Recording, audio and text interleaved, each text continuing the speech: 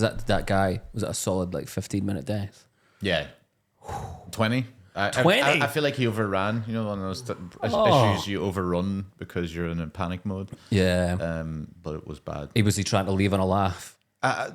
No, not really. By the end, he was just like, "Well, I don't think you should all, you know,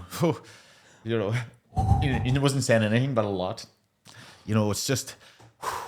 Anyway, I was fussed to my wife, because I clearly had nowhere else to go back, so it was just straight back into the material. I was gunning for him. I was like, "Come on, mate, you can do this." One laugh, because he was absolutely not that bad, but they just went like. So the jokes are actually all right. He was some of them. You can tell that he was thrown completely off by the fact that and he didn't deal with it well, rather than him. Like you'd probably see him again, and you'd be like, "Oh, goes," you know. Did he? I'm guessing he didn't hang around after that. He did. He did. He did. He went to we had an afters party. And he went. Someone was telling me about that. It was odd. Yeah, it was good. It was good. I mean, I got paid, didn't we? It was a late show kind of. Jason Byrne was on. What? It was Chris Thorburn, then me, then Amanda Hurston, and Jason Byrne. Such a bizarre lineup. That is weird. He walked in going, I thought there was like 500 people here. It was only like 20. Because in the email it's like, it's 250 standing and you can seat 500 or whatever. Or 550 standing, sorry. And Jason Byrne was just like, fit more is seats. this it? Yeah, he kind of walked in like, oh, got it. This is a different gig than I thought it was going to be. Did he do well? I left. I had to go home. No, I had to go home. I've done the Glasgow Comedy Festival once. It was to just a room of friends. Yeah. I did the Van Winkle. I did me, Nelson, and Wah tried to do a preview there. Yeah. And there's another Van Winkle in town. Yeah. In Glasgow, and that's where they went. There's like 4 people. And I go, we've sold like 26. I don't know where. And then we just sent them. They're like, we're not doing this show. Like, they're all the other Van Winkle if you want to meet up and chat about how the show might have went. And it just put me off. I just didn't bother this time. That show I did to a room full of mates is by far the rowdiest, worst crowd I've ever had in my life. It was the worst audience, still to this day. Yeah. And I'd say so. And it was just none of them. They just got too carried away, and it was wild. I don't know how you would, because playing a room of people out their tits, bad enough as it is, but when you know all of them and are getting the train home with them after. Yeah. I did a gig to like people in Dundalk once, and I think in like a hospital. It was not a hospice. What am I talking about? Hospice. That's a tough gig. A hostel. It's quite a hospice. No. It was a hostel and everybody was clearly on mushrooms and shit. But I kind of only noticed like 1 minute into the set. And I was like, I knew there was a bit of a hippie commune kind of going on about it. And then there was a minute and I just looked at people's faces and I was like, you're all, and they were like, yeah. And I go, let's do stupid stuff then. How do you even play to that room, man? They were fine. I think they were just coming up rather than 1 hour deep into it. That would have been a different gig completely. Oh God, yeah. You just make arm movements and they'd be all again, people would be freaking out. People would leave that. People would have to leave that after it if you were fully tripping. Absolutely. You would just get the fuck out of there.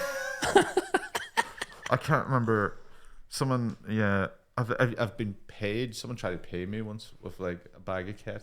Yeah. Did you accept the payment? No, I did. Sorry. Yeah. Yeah. I didn't take it. So I give it to someone else. Going, this will kill me. I'll give it to a friend who won't care. Yeah. If he dies. If he dies, he dies. You can have it. Yeah. Some people just don't get it. Like that is the worst thing to do ever going to a comedy show is take any kind of drugs. Yeah. There's a lot like the main one now in the UK is like coke. People take coke before gigs, and I can't think of a worse thing to watch on cocaine. Like, it's like, you don't want to stay still. You want to do something slightly, a little bit more than just stare at someone. And people don't focus. Focus. People don't even do the street. I've literally seen the bag getting passed across the front row. And then them all going to the toilet in like 2s and 3s. And you're like, what are you doing? Hide it. Have something. Yeah. It was in Perth, to be fair. Okay, well then. They did not care. I mean, all the time at gigs here, the host will just be like, oh, did you enjoy your last act? And an entire stag do will stand up and go to the bathroom all together. Yeah. And everyone's like, I wonder what they're doing. And they come back and they're awful. Yeah. Angry old men's my favorite. Really angry old men. There was an old man. I did I've told this before somewhere, but like it was my worst ever gig was in Donegal. It was like a home gig. It was for a Father Ted.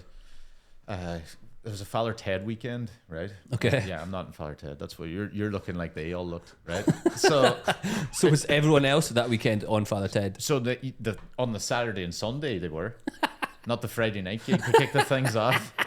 It was me and 3 other people who also weren't in Father Ted. Who just likes Father Ted? Yeah, they were, but they didn't know that the gig was there was about 100 people, and they were in like I would say this room could hold about 5,000 people. It's that big, right? But it's in a like hotel, fucking like you could fit so many people in this. And they'd spread them out just round tables, so there's like 6 people per round table, and there's one's like half a kilometer away. And I was like, this is gonna be the worst gig. You can't run this. They made a balls ring. It started an hour and a half late, Beautiful. Right? So that's a long time, and I was like, Yeah. these people are fuming. Right? Yeah. Rightly so, right? So I come on. I'm on first. The MC, they don't listen to the MC at all. They're kind of like, you can see them getting rowdy. And then they go, anyway, first act up is Ryan Cullen. I walk up, and now my family are there. My extended family, my aunts, uncles, my grandparents, and my actual parents are all here, right? I go up and like, I got 2 jokes. I'm a one-liner comic. Yeah, I got 2 jokes out, and the rest of it was crowd control, trying to stop. Like, people lost their fucking shit. They're like, this cunt, who's this fucker, right? That's your family, yeah. Yeah. Oh, this gets even better. I stand on stage, right, and they're all like thinking I'm like calm down. I'm not part of this. I'm just booked to be here. If you've got problems, go out and chat to the whatever. Yeah. Outside. I was like, fucking hell. This guy comes up and he's real angry, lad, and he starts going. And this is where I started. I was doing crowd control, but then send it off. This guy goes, I paid 20 quid to see Dermot Morgan, not you. And I was like, and I leaned down because I was just getting angry at this stage. I was like, Dermot Morgan died in 1999, you fat cunt, or something like that. Place kicks off. There's a couple in the front row start fighting each other, like try to bottle each other. I don't know what day happened, right? In amongst it, this couple from like, they're right at the front left of the stage. They stand up and turn into the crowd and made it even more sad because they went, I've seen him before, he's really good, go and listen. Oh. And I was like, thank you, but don't listen. Not now. So that guy gets like, so I walk about, it's all abuse. I was like, get out if you want to do it. And it was just dog's abuse for about 20 minutes. I walked about 56 people. I had to get their money back.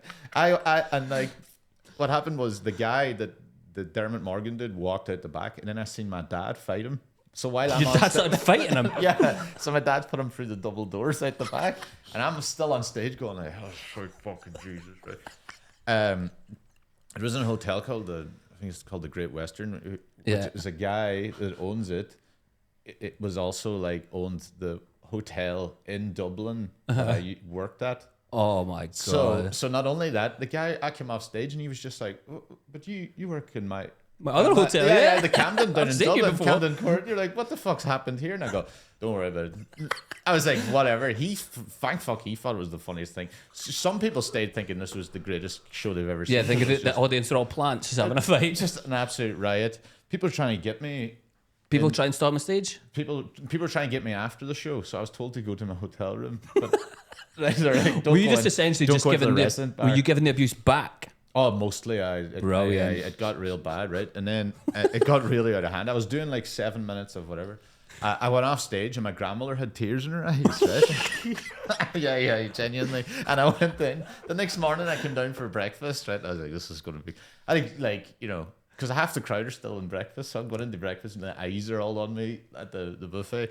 Yeah. And I come down, my grandmother's like, she'd never seen me do comedy before, and she was like, "Jeez, I don't know, Ryan, I just reckon like I like a joke or some punchlines would be good." I was like, that's not my fucking set. She thought I just went on stage and go, "See you, you're a fucking get out." Like, Did you get feedback from your grandma? I think I would do some sort of jokes. I go punch. I do that. That's all I do. Yeah. That's Wild, man. So when the people were fighting, were you just having to like commentate on the fighting? Or? Yeah, try to commentate, try to calm people down. Yeah, I remember at one stage when there was like 50 people walked. I go, right, you're all here for a thing. We're going to start this gig again. You know, no, not me because I have to get off. I've still my time. But we're going to pull a break, and whoever's left are going to have a good time. And everyone, hey, and they're all. Unfortunately, the people that were far away, so there was like there was about half a kilometer between me and the nearest person. And then this old woman just stood up and went, I don't think you should have called that man. I was like, oh, you get out too. You fuck off as well. Like shouting at a 7-year-old, get out. Get out. Somebody grab her shit. Drag her out. Shit. It was a living nightmare. And that's the worst gig. That's the worst gig. It doesn't sound like it can get any worse than that, to be fair. In fairness, yeah, my entire extended family, like 14 of them were Did there. any of them walk? that would have been good. That would have been Where the hell do you think you're going? You're shite, son. You're shite, son. You did comedy at your family since then to try and like win it back? Yes. So some of them have been to another gig and 1 or 2 more gigs in the Donegal area that have went fine. Yeah. And then one of them went well, and I was like, that's a done. You're done. You're never coming back. You're done now, you know? Yeah. Yeah. There's nothing worse. I'd never want to do it, people in the audience.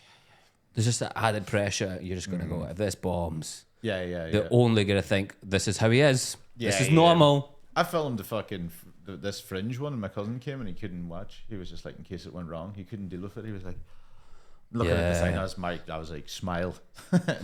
Smile. He's like, I can't. This better not go wrong, and I can't be here for it.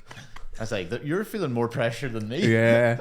So you do, it's quite like, I don't want to say like dark one-liners, because they're not just dark, but they're just quite really clever one-liners, everything like that. Do you ever get like really shit from the audience just if they just don't like it?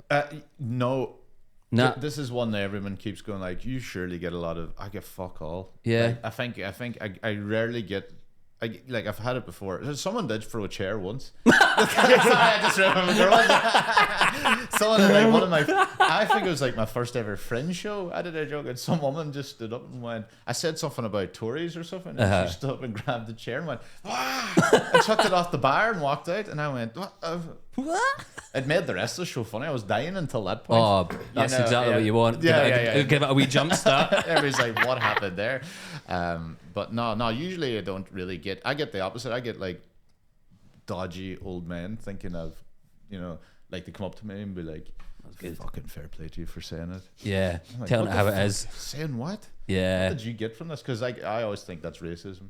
Yeah. That's the first thing that comes to my fair play to you for fucking. Yeah, someone had to tell them. I was with. I used to tell this story on stage, but Liam Wifnell was with me in Rotunda, and some guy came up to me and it was fair play to you for all the rape jokes, and I was like, all right. And the guy walked off, and Liam Wifnell luckily heard it and came over and was like, but you didn't do any. And I go, no, don't know.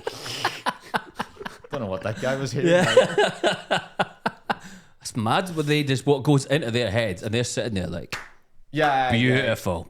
More of that, please. I don't know. I think mine's it's quite so obviously a joke. I can definitely see when people don't like it. Yeah. But that's fine, But I don't get too many. I get hecklers sometimes, but not as much as other like Jimmy Carr's inviting it and stuff like that. But no. But I think you kind of once you're into it, you kind of realize, this isn't like someone's not meaning these jokes. I think that's why maybe that doesn't happen. I think so. I think that's my theory on it. And also, you kind of like, if it's a wild one, I've seen you just kind of like have a wee smile and a wee. I have to do that, yes. Yeah, yes. Just to kind of like not even, but you're just laughing because it's just a ridiculous thing to say. Slight break of character. Yeah, which I think then just kind of goes, this guy doesn't mean all these jokes. That's usually when I laugh, when I see someone else laugh. There's always one person you can see that either doesn't like it or like, my favorite is the old man that comes to the gigs with his arms up like that. Doesn't want to laugh at anyone, and if you crack him, oh yeah, that's it. You're just pointing at one guy. Pointing at one guy, and you're like, I've got you. Yeah, you bastard. But it's just I didn't even know how all that started. I just started writing jokes, and they were like, "Oh, you're dark one-liners," and I go, "Oh, yeah, I suppose I am." Yeah, it wasn't like a. I wasn't like trying to do that. Yeah. Was that so? That's just what you've done since the very beginning, yeah. Yeah. I did 1 year. I tried to do stories. It was dog shit. I go right out the window. Yeah. Quality wise, if I start trying to tell a story. I mean, I'll tell that Father Ted thing on stage. That's beautiful. I can tell stories on podcasts, but as soon as I get in front of a crowd and do it, people are just like, "What is?" See, I'm the opposite. That's all I can do. I've got it's stories. That's all I can do on stage. So if that's thing, if I'm like 30, 40 seconds into a story and they're not laughing, I'm like, you're gonna hate the rest of this 4 minutes that's coming up here. That is one thing I can get away with. Yeah. If they don't like it, I go, right, well, I'll go to this band of slightly weirder ones maybe, and then you know, test them on one, and then if they go for that, you can go for a really horrible one, and then beautiful. Yeah, I can do that because like, you know, I used to always do well when I started because I could do competitions and go far. Yeah. Because people would be like, "Oh, you've 90 seconds." I'm like, "Great, perfect." Everyone else is like, "How the fuck am I meant to be funny in 90 seconds?" I couldn't do that. Yeah. People are like, "Fuck it!" Like it was like designed perfect. I was like, "Yes." Yeah, get me in there. Sometimes I went at a competition and I was like, to be fair, I didn't even get through to the next part. But it was like if it had gone to the tiebreaker, they would like tell a joke in 1 minute, and I was like, I've got none of that. Yeah. I've got nothing to tell you there about. my biggest ever death was set list. Do you know that one? Do you know set list? So set list like comedy without a net. So it's like you do the like a whatever comes up behind you topic. So yeah. I went into that. Kai Humphreys was running it, right? The French. So Kai was like, "Oh, come on in, you'll do the whatever open spot." And I go, "Great, no problem." I went into it with full confidence, going like, "Yeah, sure, something will come up, and I'll somehow." Like it takes me days to write jokes. What am I doing? Looking at the thing, like, I'll pop into my head in 4 seconds, land a one-liner, like I'm a fucking genius. What I don't know what I was thinking that day. Landed and just like anonymous or something was my word, and I went, oh shit. And then I died spectacular. So much so that I was like, next slide, and Kai just kept putting up the same one. And the only person laughing in like a full theater, like you're 400 people there, the only person laughing I could hear was Kai. Kai off stage. On stage, like having a great time. And then Mickey Bartlett came on stage and told everyone he fucked my cousin, because he did. Yeah. And I was like, this is a disaster. This is the worst gig ever. Second worst. Is that how you found out? No. That would have been a great That would have been a wild way to find out. What have you done? That's so it takes a good few days to like kind of write your jokes. Because I've seen it, because there's loads in your set. That must take you forever, man.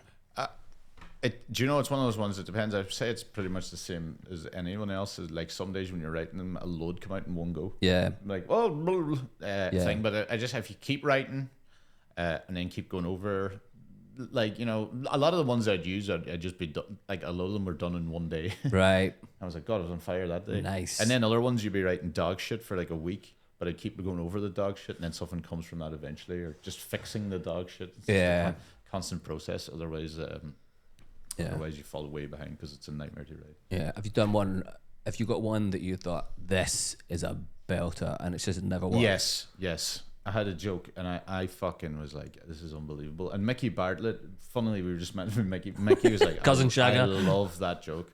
And I go, it never fucking does well. I had to make it an extra parts of the joke to make it go well, but the joke was the phrase "to lose the baby weight" means something completely different when you're on a hot air balloon. I thought it was great. That's good. But no, it's never. It does just whatever way. It never. I've done it loads. I've tried that like 25 times, I would say, at this stage, and people are just like, nah. And I'm like, come on. But like, I had to tell a story then afterwards, because I did it in Belfast, and the couple in the front row were like, a guy was from Belfast and she was from Norway, and he was like translating all the jokes for her. And you could hear it the whole time, and it was pretty funny. Like, but when I did that one, he was getting tired, and he kind of just turned to her, going like, "He chucked a baby off a balloon." And I go, "That's not the. That's not the. There's more to it." She was like, "Yeah." Cool. Sounds good. What did you have to tag onto that to make it work? That story. Oh, I literally had to. I that happened, and then I told people I did that story in Belfast, blah blah blah, and then they laughed at that part, and I'm like, that's, you just made a laugh. It shouldn't have to explain every story. Yeah, like, oh, that joke never landed, unlike the baby or something. They kind of laugh at that, and then, but not the original. That woman would have walked away being like, that was a horrible joke. What's wrong with them? No wonder they didn't laugh. I thought today was a big day for the podcast world. Did you see Kanye West this morning? Oh, I was gonna bring it up. What did Kanye do? Do you know what? I'll let Ryan through it because this is like phenomenal. Kanye West on his Instagram today put up a picture. He basically short form 21 Jump Street cured his racism. That's what happened. That sentence doesn't make any sense. Whoa, just wait. Let's bring it up on the screen. So Kanye West watching Jonah Hill, not even like, not even Jonah Hill. Thought to Channing Tatum in this app whatsoever. Yeah, I don't. Well, at least, I get what he's saying. That I didn't even know Jonah Hill was Jewish. I didn't know either. Yeah, well, Channing obviously isn't. If he's not. Redemption arc. I'm going to get into that. Watching Jonah Hill in 21 Jump Street made me like Jewish people again. No one should take anger against one or two individuals and transform that into hatred towards millions of innocent people. No Christian can be labelled anti-Semite knowing Jesus is Jew. Thank you, Jonah Hill. I love you. Imagine Jonah Hill reading that in the morning. He'd be like, do I have to respond to this? That's a lot of pressure to respond to that. Imagine getting to the end of 21 Jump Street and be like, do you know what? They're actually all right. Watching 12 Years a Slave. It's completely turned my... You wouldn't put that... It's completely turned my thing. I go, what were you before? Yeah. That original line where he just went, it made me like Jewish people again. Yeah, like, Jesus Christ. Of all the films. And you know what? Brilliant film. Love the film, but... Oh, yeah, it was, yeah. I watched it on the flight to Vegas.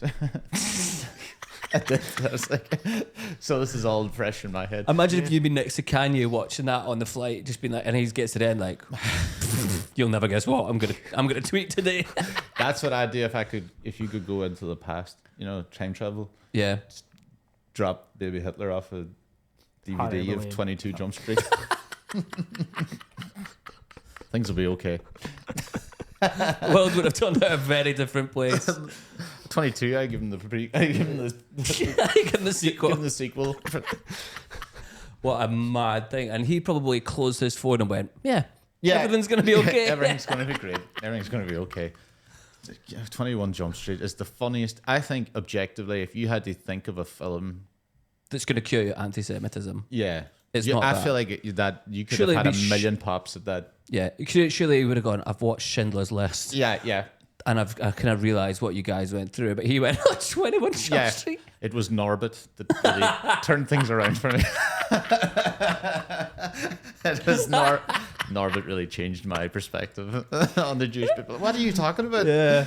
And look, it's the funny thing? There was nothing in it. I'm pretty sure 21 Jump Street, there is no big part about being Jewish. He basically just went, Jonah Hill's in it. He's Jewish, and I liked him in that film. Yeah. Brilliant.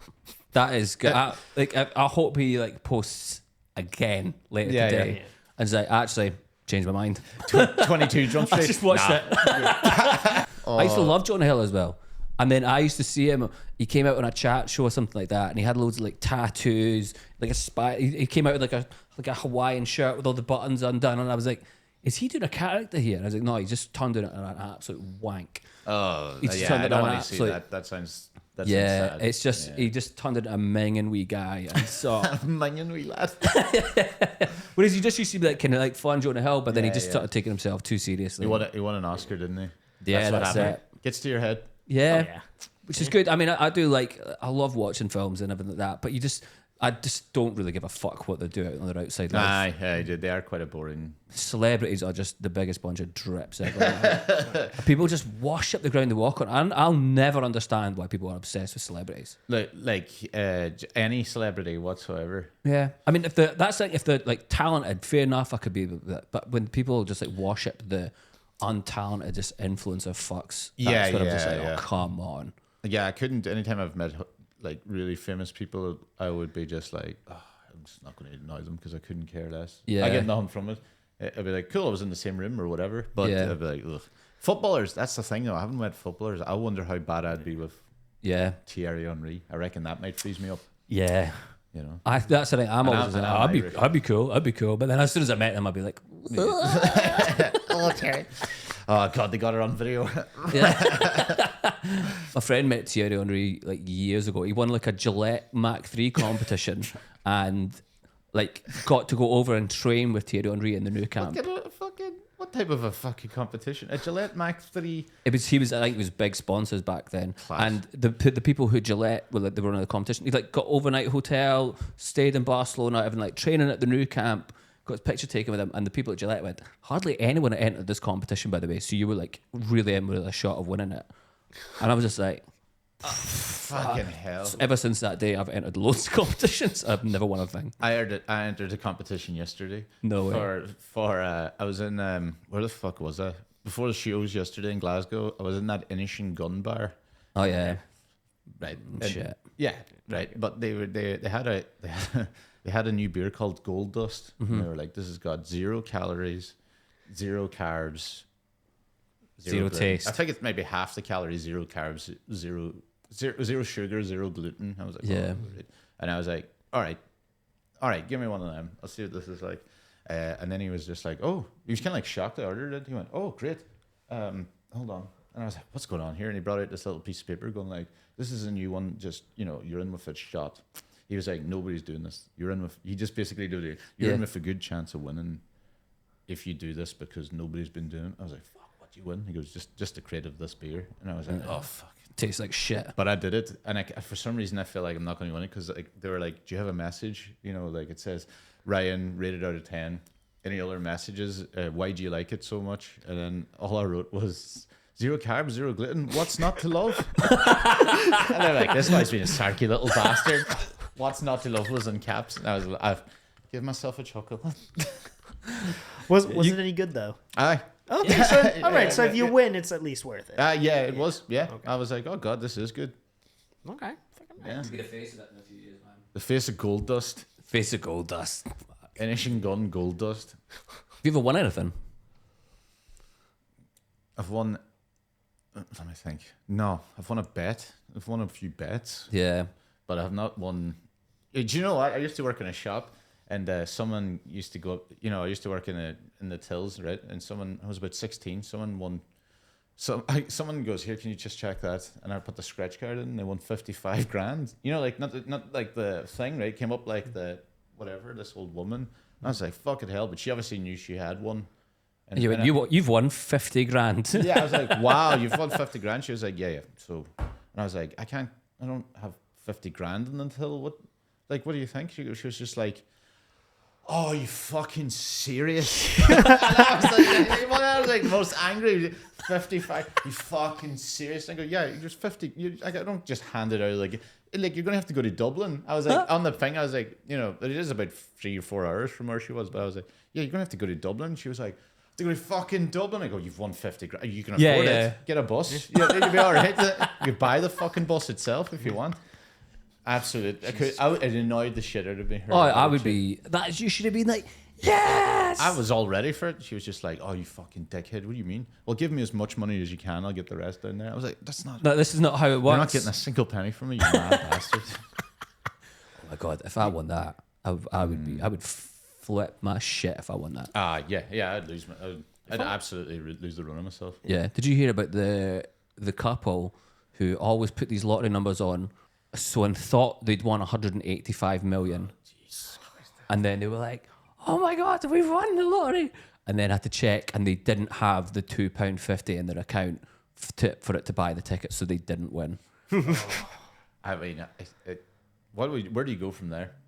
It's all downhill from there. There's nothing you can do. That's devastating beyond belief. I would blow my head off. That's enough. All right, you win. To go from we've won, this is it, our life's changed, to then go, we didn't do it because we didn't have £2.50. That is, the relationship is done. Everything's over. Yeah, that's it. Stupid cunt. And then you look at the last thing you bought. It'd be like you bought dental floss for £1. That tipped you over the edge. That tipped it under. That tipped you in the minus. It would have been fine. Yeah. I wonder how much time there was between when they were like, we've won this money, and oh no, we didn't, and how many mistakes they made. How many people they told? Yeah. Yeah. Like, they just called up a friend. They're like, hey, you know how your house is being foreclosed? Not anymore. Yeah, Not anymore. You're welcome. Imagine making the phone calls, the fuck you phone calls. Guess what, bitch? 185 million, motherfucker. And they're phoning up the next day. You know that. Yeah, I'm just joking, baby. Their little Jimmy needs that life-saving treatment. Don't worry, baby. I got it covered. And then 1 hour later, crack it back. Actually, no. Say goodbye to Jimmy. Yeah. Never liked him that much anyways. Yeah, we'll chip in for the coffin, I suppose, still. I have to wait till I get paid because I've got nothing in my bank. Yeah, I'm on minus £2. I bought dental floss.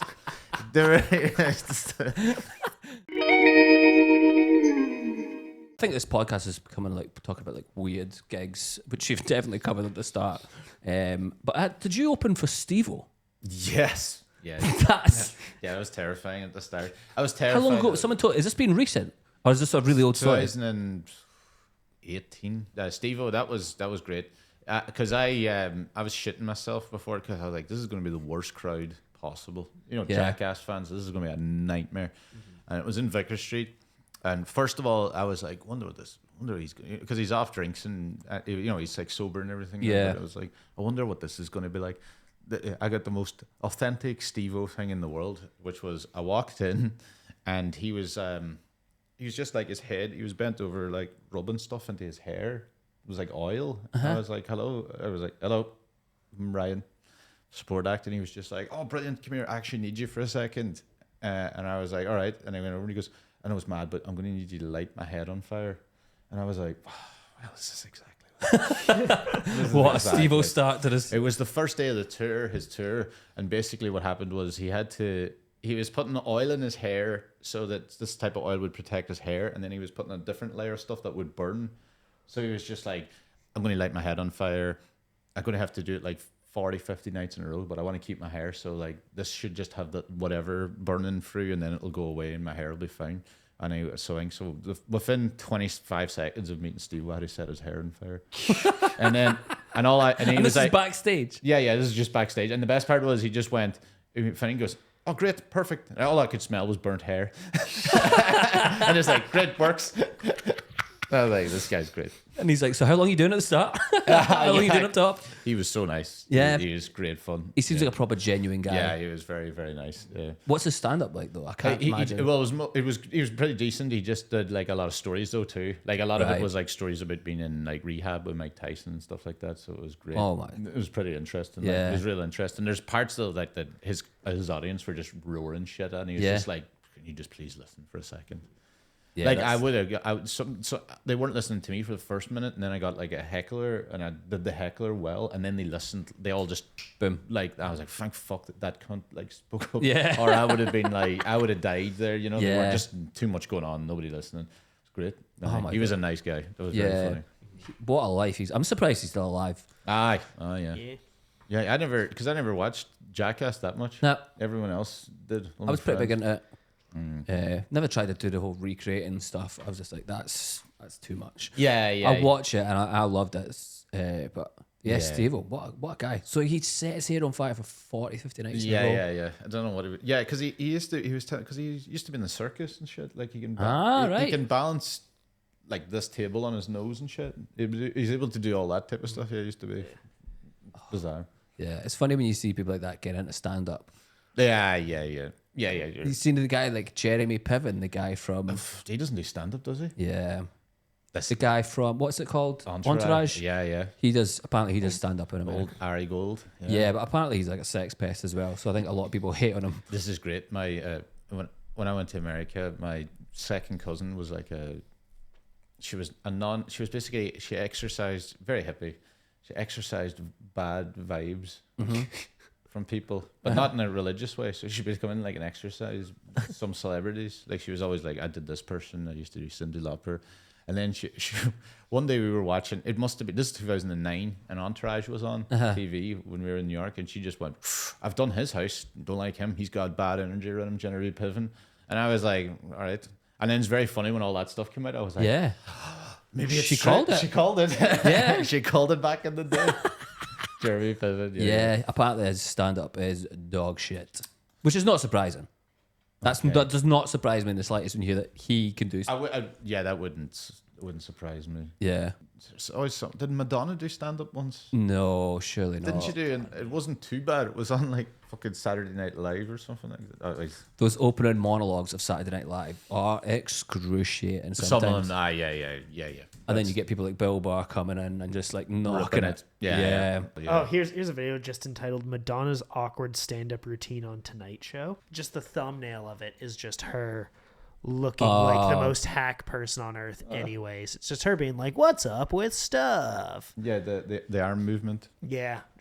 She has lost the plot, Madonna. She is just off. She's a nut job. Yeah, she's a lunatic. I can't stand people. That's the celebrities I hate who just like have disappeared up their own arse and they just don't know what's going on. Is she going to put up a post tomorrow morning? God, I was Islamophobic before I saw 4 lions. Yeah. Cars. What? I was going to ask you as well. I've never actually spoken to you with the Piers Morgan thing. Oh, yeah. That is a piece of artwork. You don't know what I'm on about. No. That was back in the day. Yeah, that was my first big. I used to do a lot of like online trolling. Yeah, which is trolling's kind of got lost. The meaning of trolling's got lost. I stopped because it did get badly. Like you had to. I used to do Ariana Grande, Taylor Swift, Chris Brown were the bigger ones. Yeah, the Taylor Swift one was good because her fans like. I remember writing underneath the thing that I was like, I was demanding an apology in her Instagram things for kicking my dog.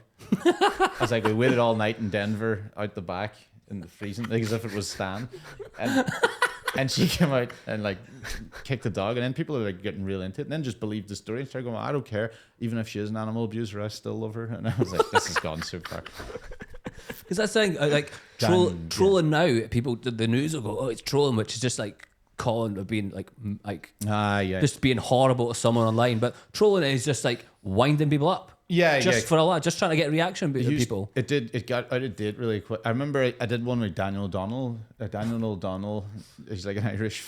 Don't know Daniel O'Donnell. It is. You either really know him or nobody knows him. Yeah. He's like an old Irish type of guy, American country singer or whatever. But he had a group that you had to answer some questions to be allowed into in things. So I answered them, got in there.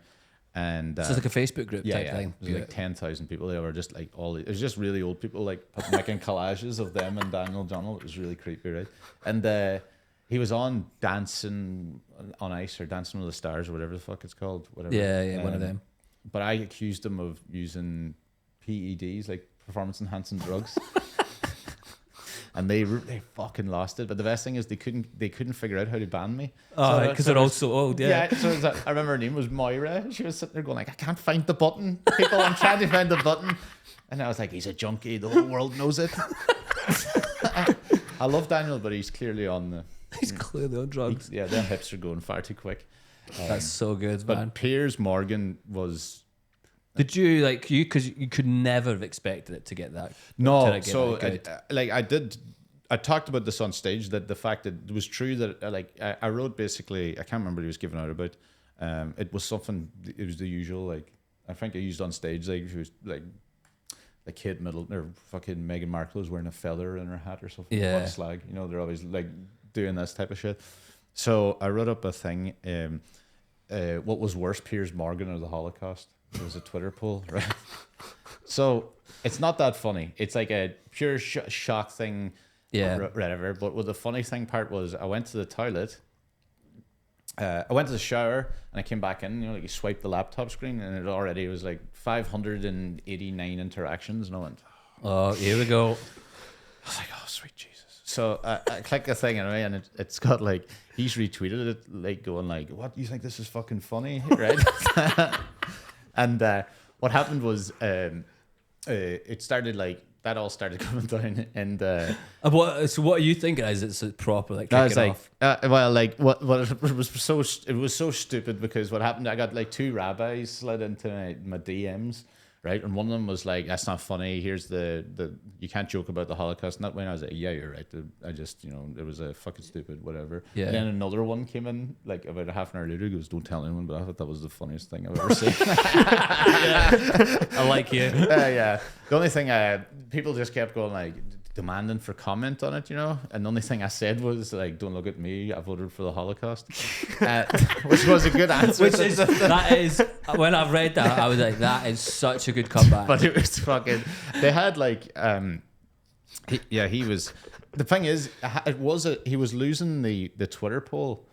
Like it was like 60-40, but then he retweeted it to his own fans with like 8 million people, and then he lost it by like 80-20. After 2014, he landslide lost.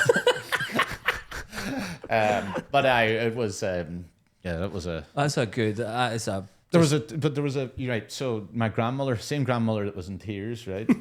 At the other guy, she, you'd visit your grandmother. Sometimes they'd have like a cutout, like, "Oh, you won the under-16s Ulster Championship."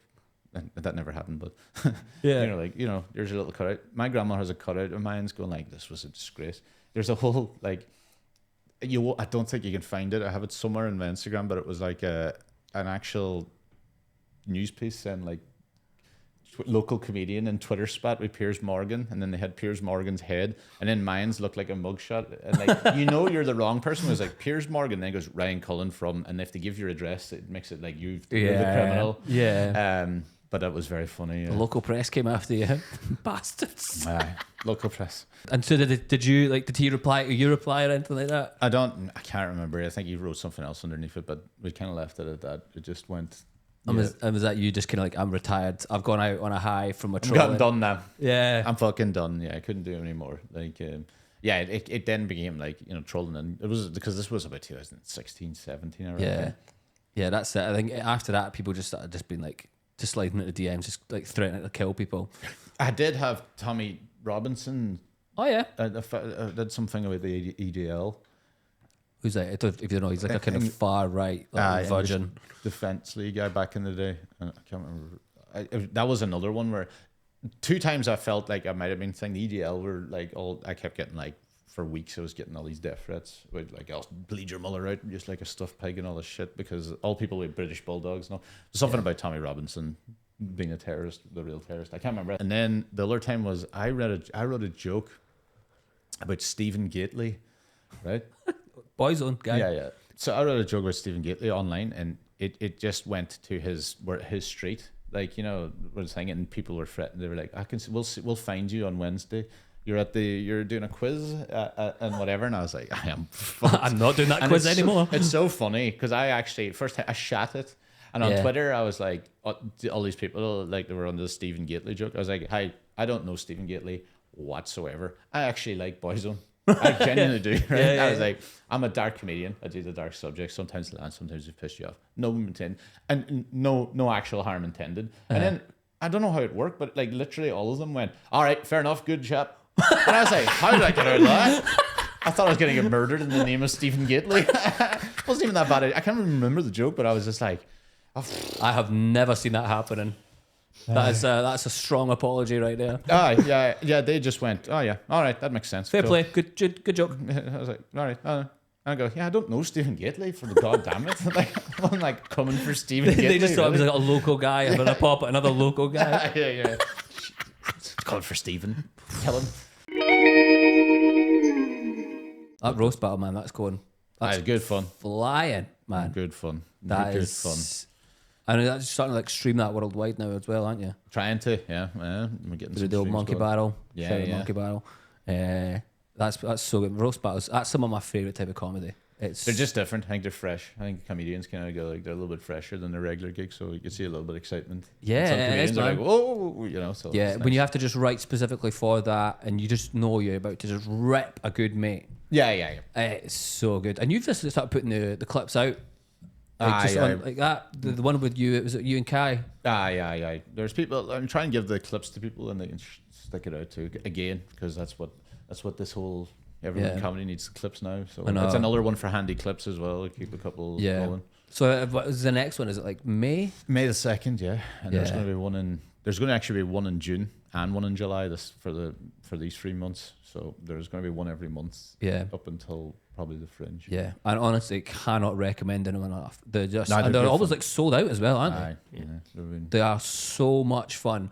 If you're just a fan of like kind of dark comedy, even just a fan of just having a laugh, you don't take things too seriously.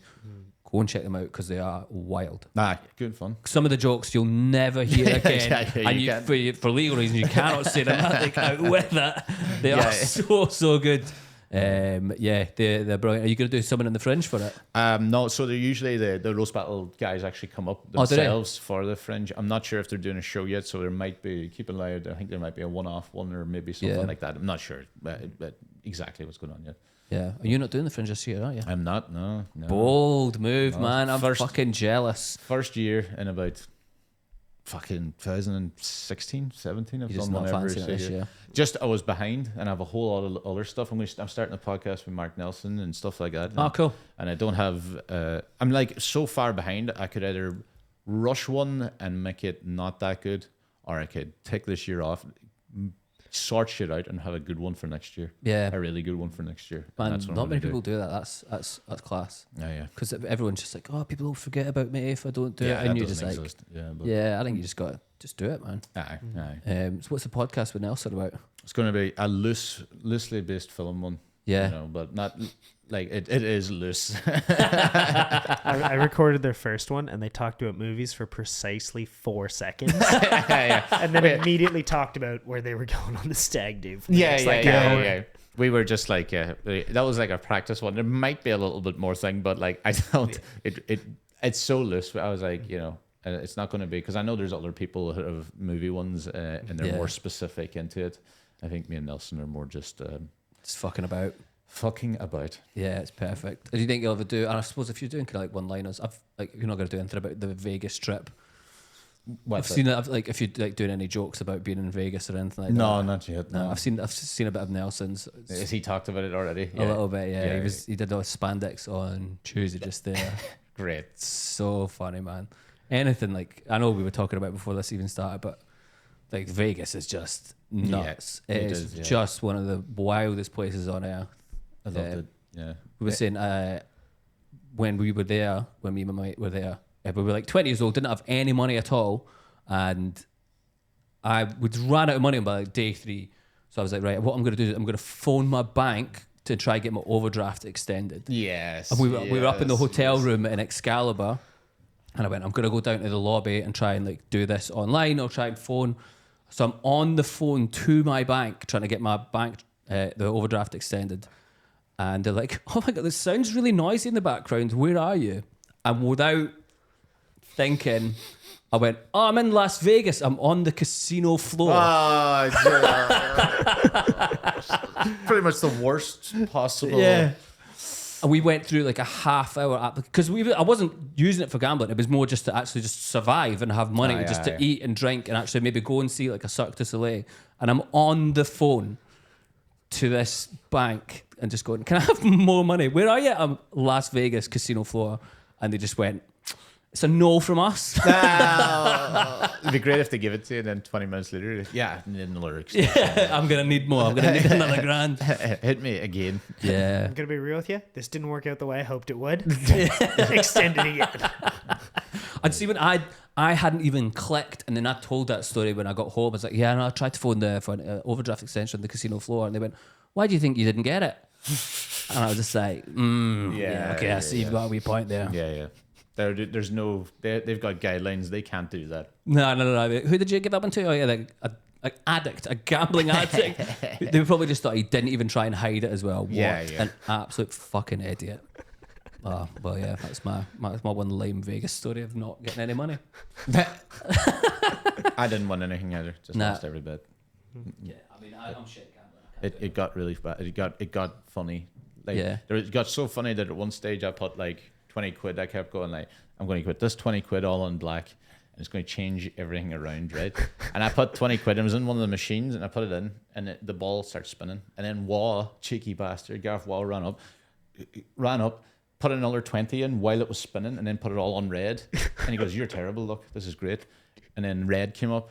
And he won all the money, and I was following him. He was winning over like the cash. I was following him. You fucking rat bastard! How fucking dare you? He was sitting giggling trying to get the money. I was like, going. He's like, I'll give you some. I was, don't give me the fucking money. That is a snake move. It was amazing snake. Pretty move. funny from what like that. You fucking rat bastard. That is a rat move. It was great. Well, I think that's about. Are we over time? About then, but I mean, he still has someone to pick for you to try and contact. Shit, yeah. I mean, thanks for reminding me about my podcast. No, so you just pick someone for me to try and get on the podcast. It could be anyone. Anyone could just be famous, mental. You have to get, and I have to try and approach them to get them on the podcast. Oh God, who? Oh no, he's dead. Who was that going to be? That's actually not one of the rules. It's going to be like Idi Amin. I was going to get Dale Winton. Oh.